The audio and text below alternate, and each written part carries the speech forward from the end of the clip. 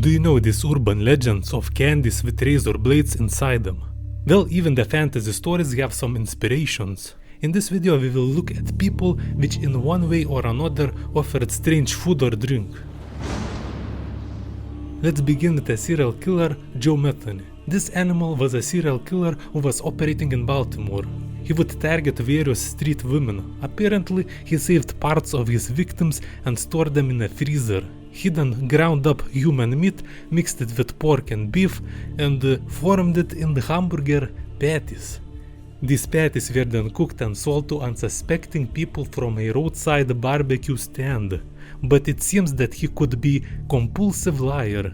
His claims that he had a rough childhood, that he served in Vietnam, were denied by his mother. He also claimed that he killed more than 10 people, but no evidence was found.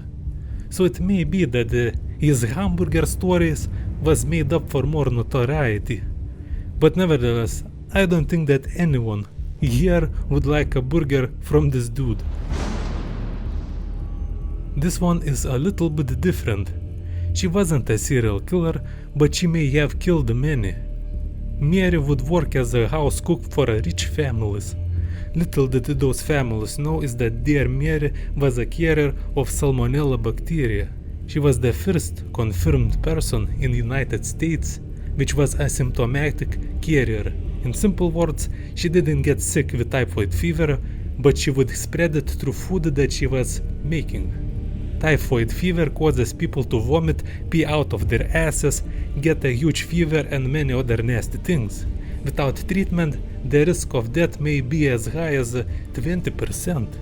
Even though Mary didn't spread her disease maliciously, she was kinda guilty. When doctors found out about her condition and forbade her working as a cook, she kept doing that anyway, and people kept getting sick. Mallon admitted that she almost never washed her hands, and Salmonella usually is transmitted through feces. It is estimated that she may have been responsible for 50 deaths. Leonarda is known as the serial killer which made her victims into a soap. She had 17 children, but only 4 survived. Leonarda was very protective of those remaining kids, and when she heard that her favorite kid is going to join war, for some reason she decided that she needed to sacrifice human to protect the kid. Soap wasn't the only thing that she made. When she killed her first victim, she dissolved her body with caustic soda, then poured this goo into a septic tank, and for blood she had different ideas. She dried it in the oven, ground it up, and mixed it with flour, sugar, chocolate, milk and eggs, as well as a bit of margarine. She kneaded the dough and made crunchy tea cakes and served them to various friends. Even her kids ate some.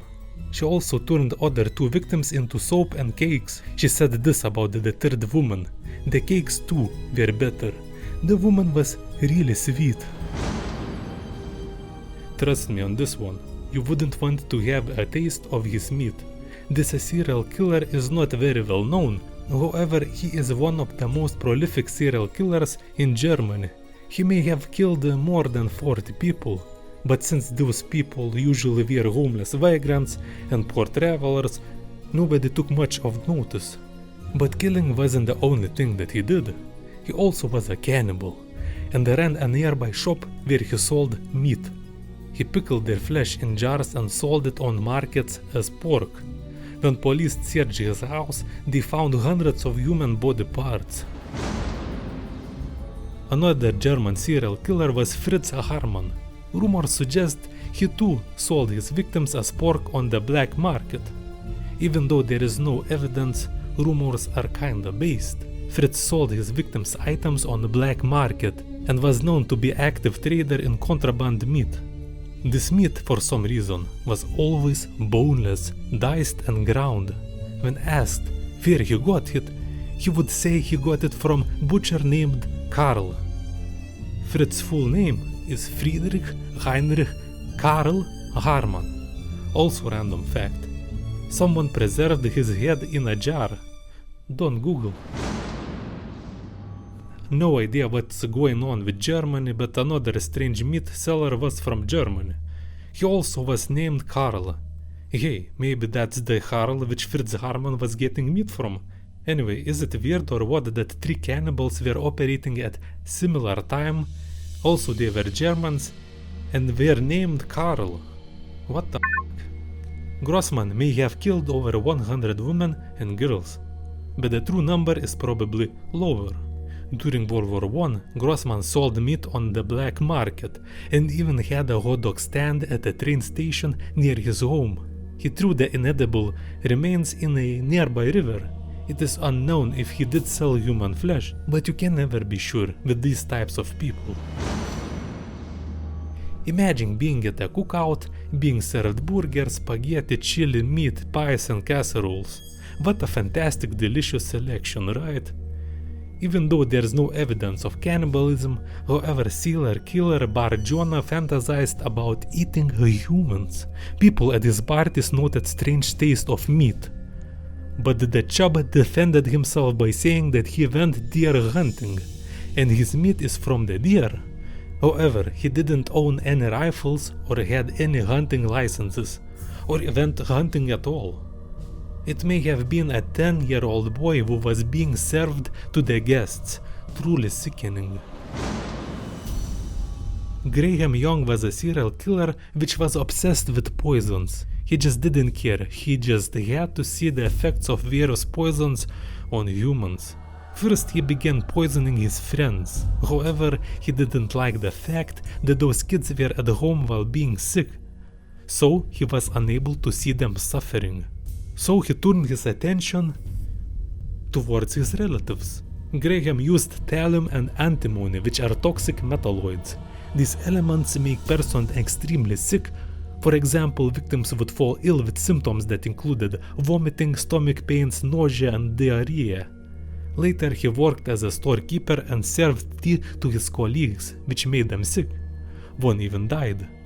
Graham kept notes of his poisonings. When victims was transferred to the hospital, Graham contacted the hospital for information about their status, just so he could know the process of his poisoning. In some cases he would visit them in the hospital acting all concerned, but in reality he would poison them even more. Weird fella.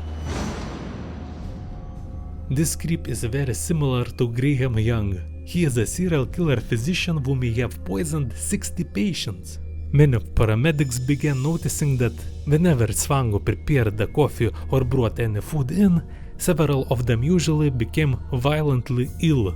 He was simply poisoning his colleagues. Once he brought donuts for his co-workers and left them vomiting so heavily, one said he thought he would die. This colleague who ate the donut noticed how Swango was asking every detail about the pain. And he was not concerned, more like enjoying listening to the pain he caused. Later his colleagues set a trap. They left a pitcher of iced tea on the table where they knew Swango would be alone with it. Later they took this pitcher for lab tests. They learned that it was packed with arsenic, but I believe he didn't go to jail for that. He was just removed from the job. Still not as shady as that small kebab kiosk at the corner.